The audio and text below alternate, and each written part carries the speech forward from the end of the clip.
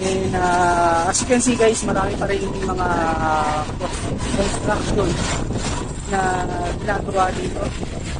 Yan nakita niyo sa aking likuran. Kada ito mga sinira na kasi Ipak na ba tayo? Na dapat hindi naman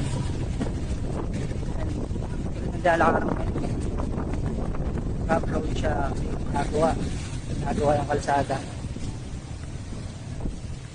yan diba up pa lang yung kalsadang lalakaran natin.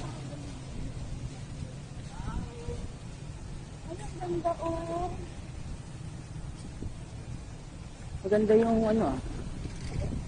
meron na rin dito pala mga e-motors or electronic motors.